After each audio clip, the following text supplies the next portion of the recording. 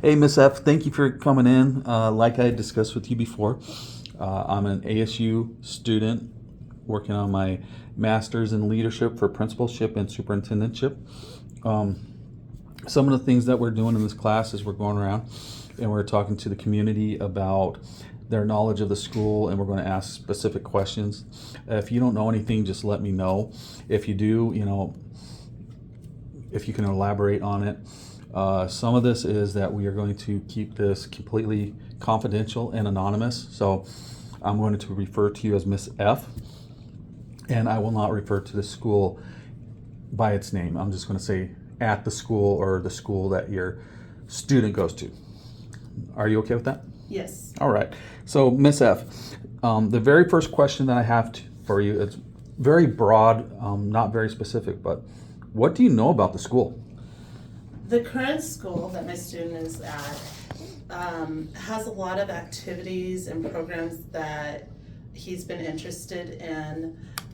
For example, he's a very gifted student. He's what we call twice exceptional. He had an IEP when he was in elementary school and junior high, has transitioned from an IEP to a 504. And because of this, his IEP is specifically behavioral, but he's academically stronger in the sense that he borders autistic. He needs to be pushed academically, and the current school he's at offers programs that'll allow for that, such as an honors program with basic honors classes, AP, dual enrollment. They also are offering a strong STEMS program, which is within his interest. He's exceptional. His 2E exceptional is in math and science.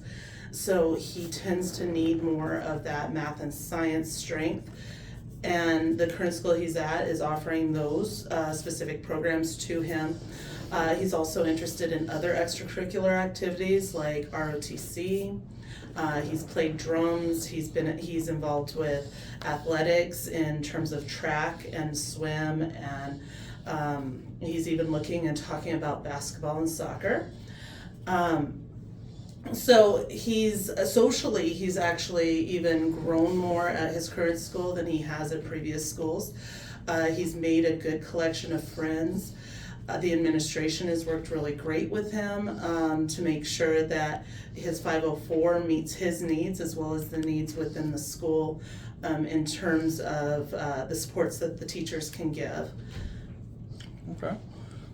So you kept on mentioning current school. What grade level is your child in right now? My student currently is a ninth grader. Okay. As I say current school is because for the last 6 years he's been within a charter school system, and he's transitioned from being in a charter school system into a public school system. I've had another child that was in public school as in elementary age and into junior high, and when we moved from Illinois to Arizona, we moved him into a charter school situation, and that was a really great thing for the older child. But for my younger one, he needed, I think the supports and stuff that he needs were different than my older student. And so I've had the experience of both a charter school education as well as a public school education. Okay. All right. So I want you to think back now. You have your son who was at charter school, and now he's at a public school. What is the main difference that you see between the two? The biggest difference that I see between the charter school in terms of education and in the public school is that charter schools can be very limited in the type of classes that they can offer to students, whereas public school has a larger variety of depth. Example being things like classes like culinary or ROTC aren't typically offered within a charter school system. It just doesn't have the supports for it. So those kids, and he would miss out on things like that, and he really has been enjoying the ROTC program the most. Okay. So a lot more electives in the public school. Yes, the public schools offer more opportunities, elective opportunities, than charter schools tend to. Okay.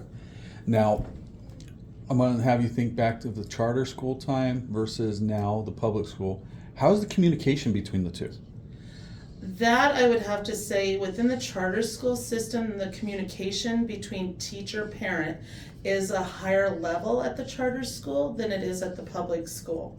An example being that his teachers at the charter school would send weekly emails or even bi-weekly emails to inform parents of major assignments that were coming up, due dates, especially if there was any exams or something that were coming up that students needed to prepare for.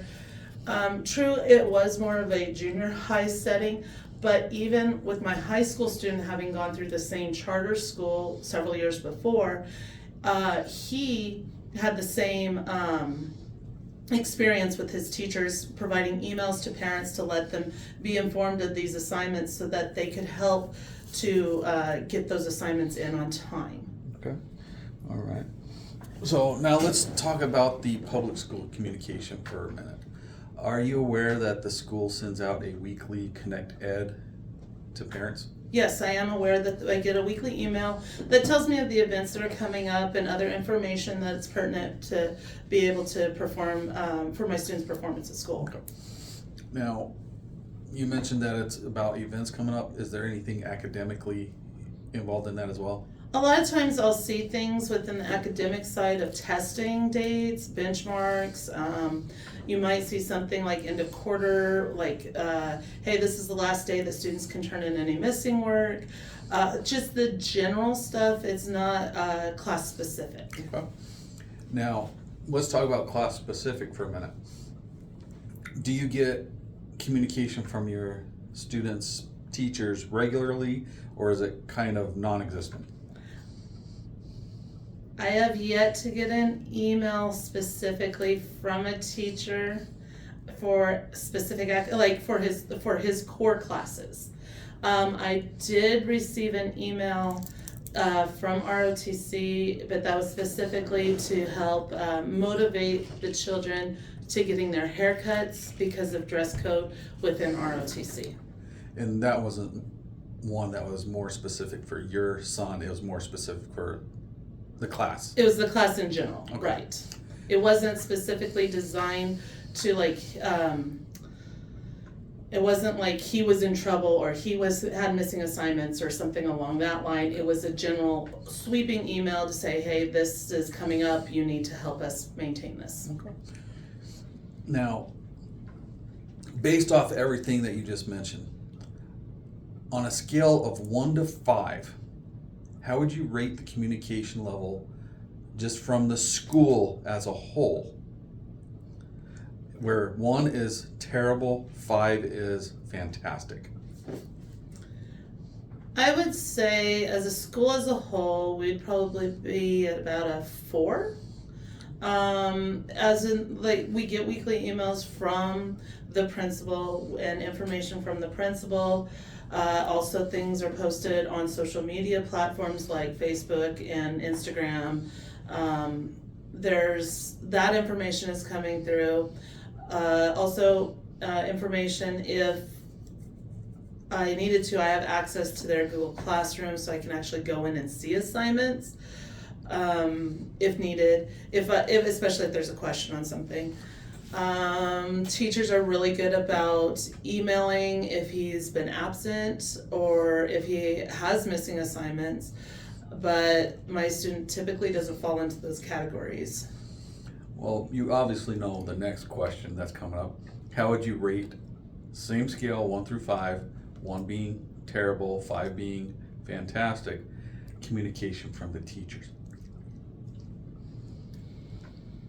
I'm gonna have to say that this is more of a 2, specifically because, like I said, coming from the charter school, you would get an email at the very beginning of the semester or at the very beginning of the school year that would introduce the teacher of that subject, provide any kind of key ideas or philosophies to help parents prepare them for their classrooms and to help them understand how a teacher might help them stay accountable with their assignments and stuff like that, and the best ways to communicate.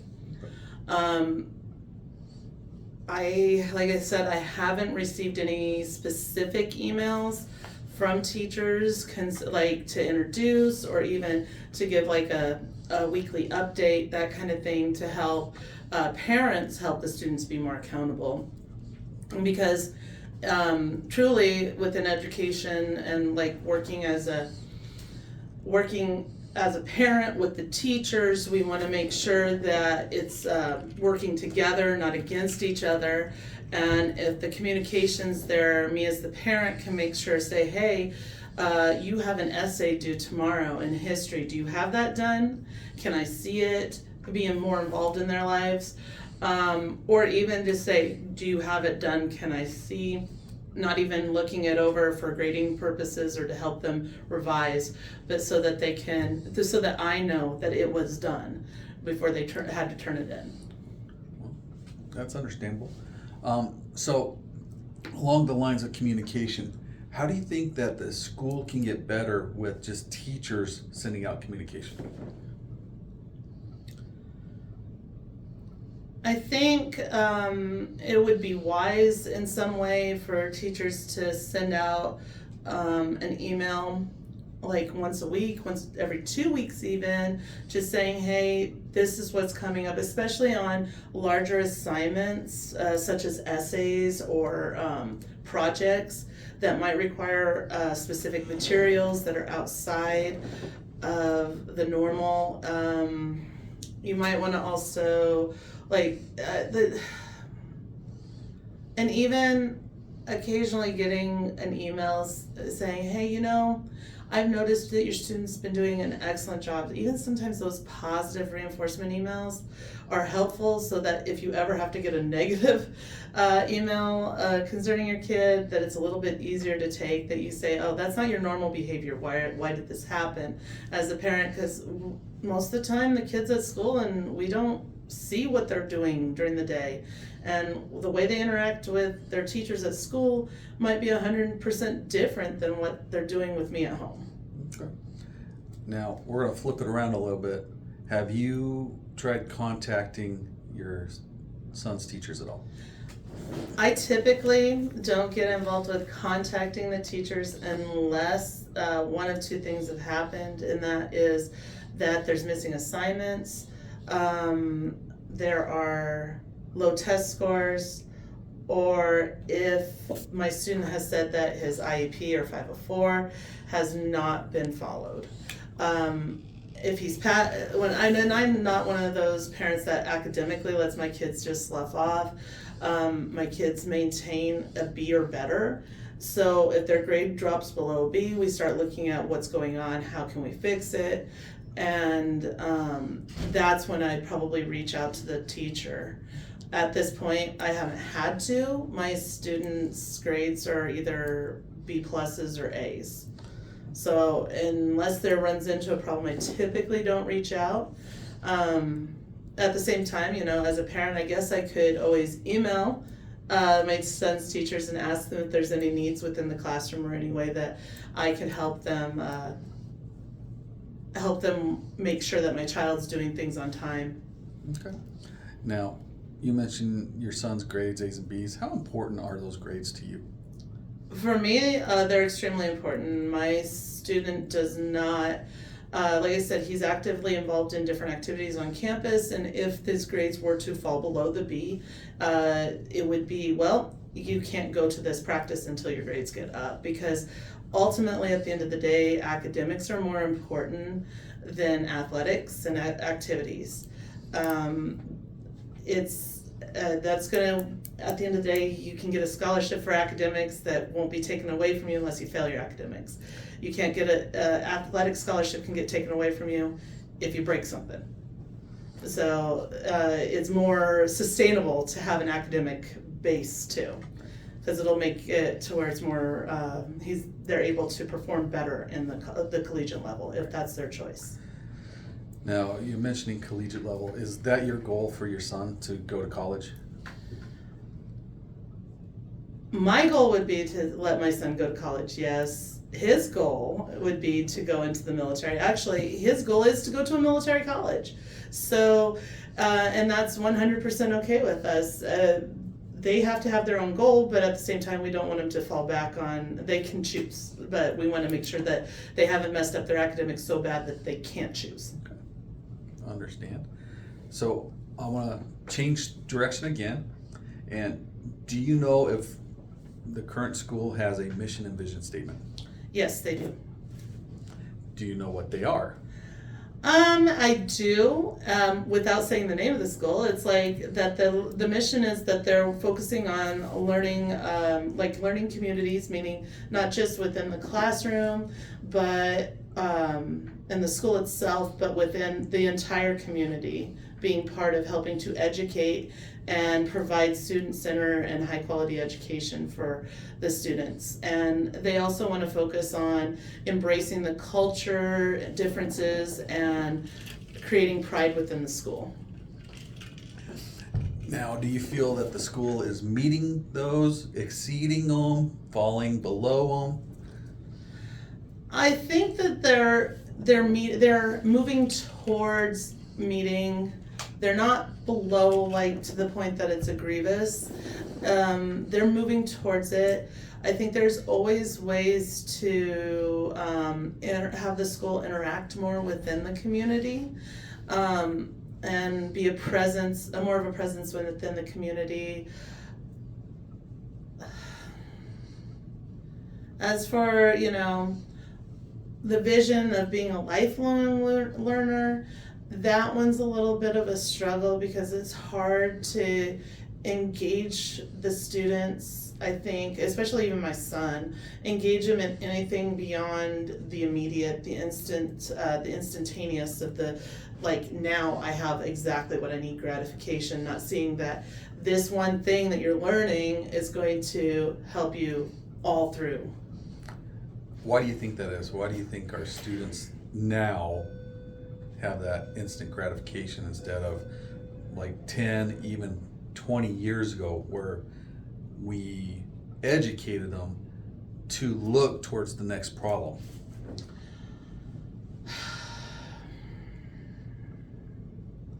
That one's a hard one because it's a double-edged sword. Sometimes we could say it's the technology has changed so much that we have instantaneous access to things, but at the same time that technology has been developed so that we can have instantaneous access to things.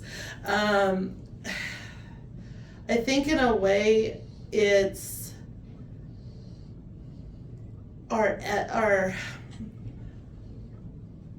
we've changed in how we work, and that's really changed on how our education moves forward too. So we, as a country, as a school, have moved from this concept of putting in all this hard work so that it pays off later, whereas now we're learning to work smarter, not necessarily harder.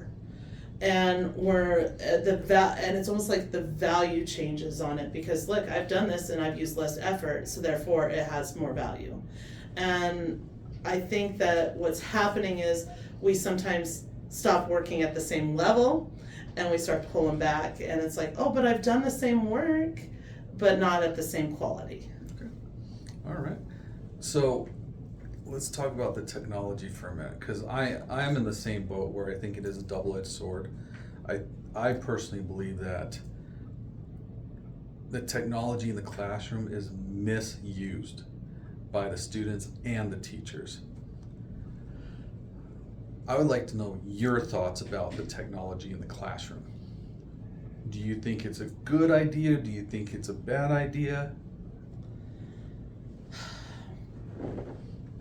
So from a cost-effective point of view, it makes sense to have the technology that we have in the classrooms. The problem is that I think it shouldn't be the only way it's taught, and it shouldn't be locked in that way.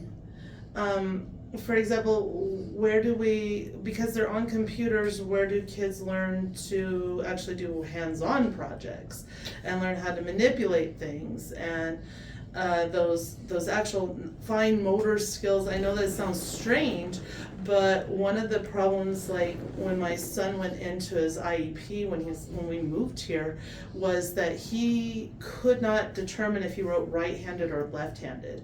He would start off writing right-handed, his hands would get tired and switch to the left hand. Scissors, same thing. He would hold scissors all weird because he couldn't figure out how to cut things right. He couldn't cut them in straight lines. But you hand that kid a computer and he could search and find anything you needed on the internet and then some, and know how to research it down to, like, if he was like trying to figure out which one would be the best thing to buy, he would be able to research it down, and at the age of like 6.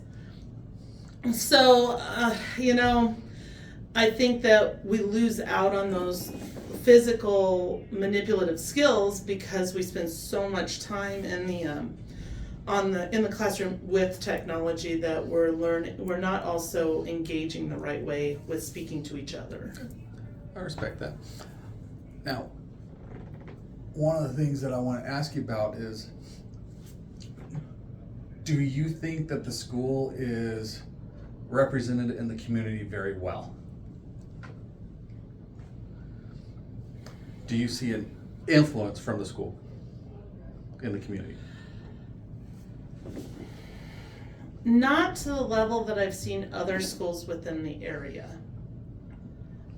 Other schools within the area, I feel like, and that it could be the combination of charter schools or bigger districts or a lot of other issues within. I just feel like the school in itself doesn't have the same presentation. I'm trying to think of the best word for it. Presentation, I was going to say the same oomph out there as like some of the other larger schools within the area. Like some of them are within, 5-10 miles. Some of them are polling students from the area, and I think that it kind of hurts the overall image within the school. So a lot of times now, my student is a boundary accepted student into this school. So this technically isn't his home school. He chose to come here because of the programs that were available to him. And he could have gone to other schools, but he chose this one. And I'm grateful for that, because I think that this has been the best fit for him. But I think that the school has a reputation of not being seen as an equal player to some of the other schools in the area. And I think that in a way that's a kind of a bad thing, but at the same time it's a good thing as a parent, because if you're in here, you know that it's actually a really good school and you know that it has its benefits. Okay. Now, it's been 4 or 5 weeks ago now. We had an open house. Did you attend? Yes. During the open house, did you notice how many other parents were there? I didn't see a lot of parents. I saw some. Most of them were, I think what it was is that, and I think that a lot of it was focused, the open house, it felt like it was focused more towards parents that maybe were bilingual, that needed the language assistance within, and they had their extra ESS style teachers or ELL teachers that were helping them. The English language learning teachers were putting out that information really heavy, and they had a special time set up for them, that it almost, because it was at the same day, same time, well, not same time, but same day, and that was first, that it felt like the other parents didn't think that they could attend as much. I don't know if that's the case. It just it felt very one-sided. And I didn't see a lot of parents, but I was glad that, my child is a swimmer, but I was glad to see that football had a meeting during that time, and some of the athletics were there and had their meetings during that time to help try and pull parents also in. So they were coming not just to like, hey, meet these teachers, but also to kind of get involved with more. Like they had to be there anyway because their kid was playing a sport. Okay. All right. So one of the questions that I just thought of is you were talking about not a lot of people at open house. So what do you think the school could have done to possibly get more interest into it? I think that, making it more of a fun event could have been an interesting way to pull more people in. Why not put in something like a food truck night at the same time as having an open house? Like, come in, meet your teachers, and at the same time, we have these food trucks here from within the community. It also builds up that community engagement component within our mission statement here, that it allows for the community to also come on and be involved. And parents can say, hey, look, we can get something to eat, we can walk around, we can talk to people, or even instead of having teachers in the classroom, have them outside and engaging and interacting in a non-threatening like kind of way. I don't know about you, but I hate going into like my kids' classrooms because I feel like, I'm like back in that high school setting of, oh gosh, I have to sit here and talk to a teacher. And, and where you could pull them out and have them more engaged on the outside with everybody. I mean, I don't know, sign the shirts that like specific colors for specific departments, say, blue for English and orange for history and yellow for science, and they all have these different shirt colors on, so you know that, hey, that's a science teacher. Do you teach my kid? No, but here, let me introduce you to who you do have, that kind of thing. So that it's more of a, like, kind of a gathering, and it's more informal, and it doesn't feel like it's as, as education-based. All right. Even though it is education-based. All right. Well, I picked up on a few things that you had said, like ELL students. By chance, are you an educator? I am an educator. I have worked for many years within the education system, both collegiately and within a high school and middle school setting. Okay. So do you work at another school around here? I do. Okay. Do you like it? I do. I enjoy having the same kind of like schedules as my own student, having those long summers off, that kind of thing. And that might also be why my value on education tends to be a little bit higher, because I've been in those I am in that same setting. Okay. All right. So there's another question. I think this is going to wrap it up for me. So this one is kind of a really prodding question. So if it gets too personal for you, just let me know. But do you feel that your son's current school is meeting his needs as a special needs student? Because you mentioned the IEP. And do you feel that the school, just from what you see with your own student, is meeting the student population with these needs?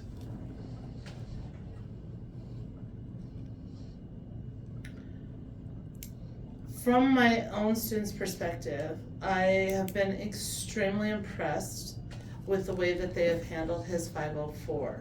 Within the first 4 to 5 weeks of being on campus, they had scheduled for us to have a meeting to discuss his 504 and make sure that the accommodations and everything that were within the 504 were acceptable for a high school setting. And it gave me an opportunity to see that his teachers really do know him and understand him. I feel that the needs of other students, I'm not 100% certain on that, because I'm not sure how other teachers handle the other student side of it. From the way that My son has explained and interacted. He hasn't had any issues that are concerns that would make me stand up and say, hey, wait a second, we need to reevaluate or get involved a little bit deeper. I tend to understand that he is different, so he's going to he has his own needs, but a lot of things that might be more concerning to other parents aren't necessarily he doesn't see it as a concern. But I haven't experienced anything from his point of view that would make anything to be concerning within the school or feel that it's not a good place for him to be. Okay. All right. Well, that wraps up all the questions I have. Is there anything that you would like to add?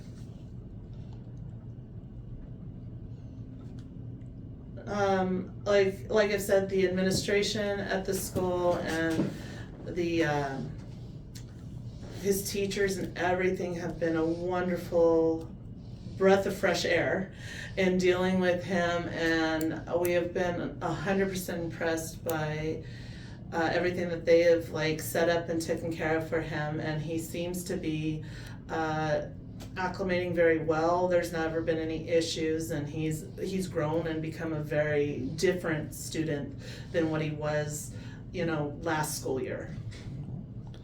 All right. Well, thank you for all the input. Thank you for taking the time out of your day. Ms. Ferry, Ms. F, I'm going to turn off the recording now. So are you okay with that? Yes. Perfect. Thank you again.